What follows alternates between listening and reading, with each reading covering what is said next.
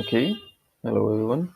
So today we are just going to look at permutation and combination and the formula and how we derive it. And to get a basic intuition of the formula. So permutation and combination. So this topic had been bugging me for a while. So I just thought I'll put out a video. So how do we go about it?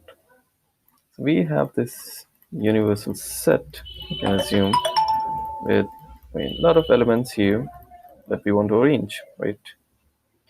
And let's say the number of elements here is, let's say it's 8, okay?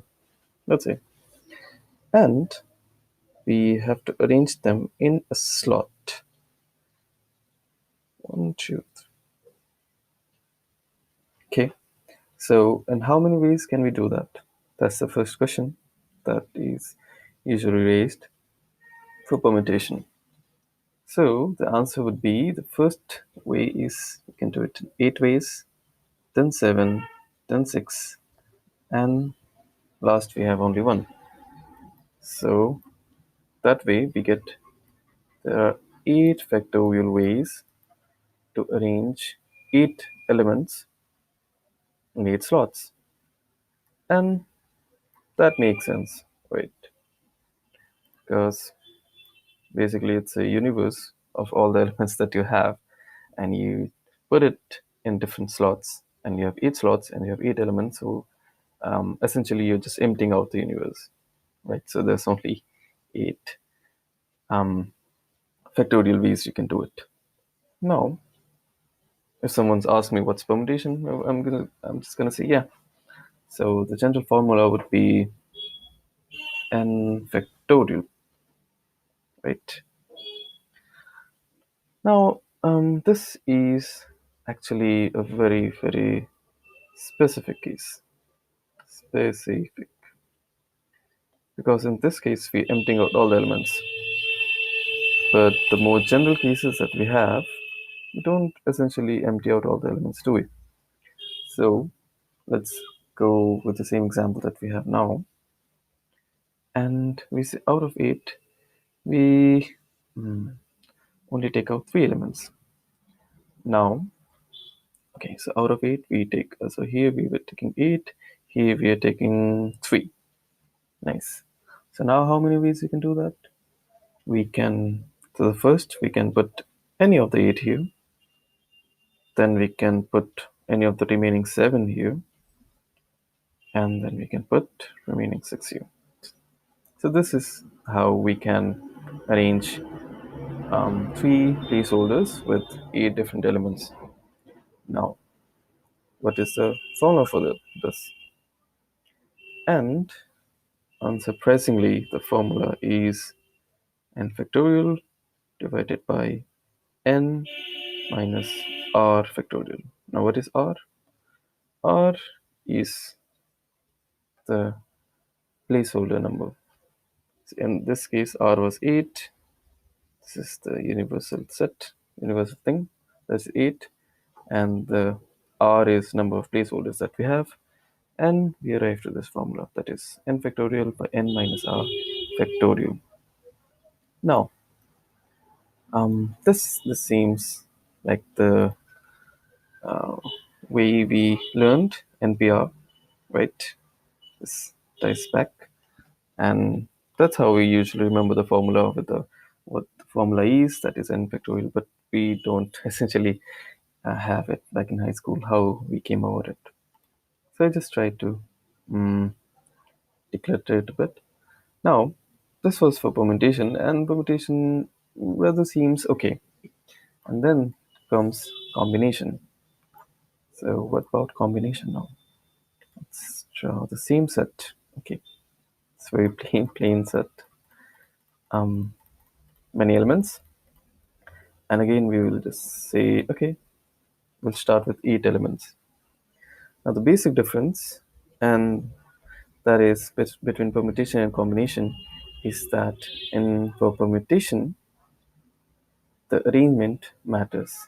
That is, if, for example, here we put 876, now this 876 is different from 786. But in combination, if we put 876 in a sort, it would be 786. 786 doesn't matter.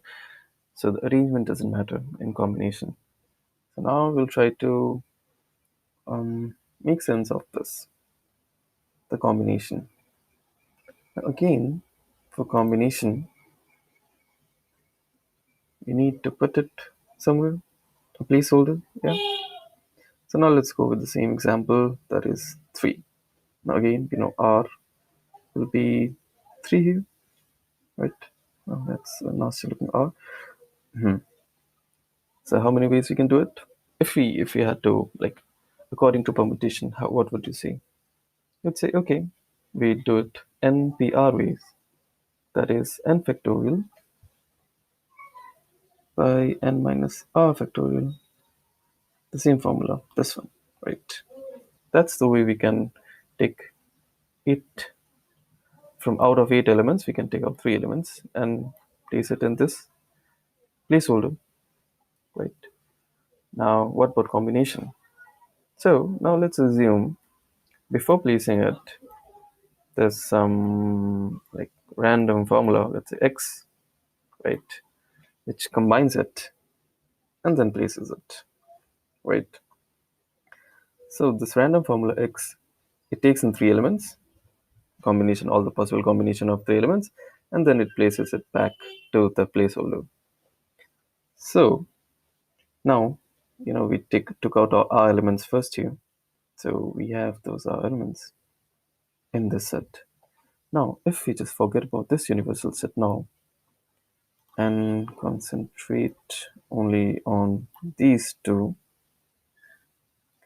then how many ways do we have to put R combinations back to the placeholder? Does it make sense? We have R factorial ways, right? Now, these both the parts basically ties back to the same thing.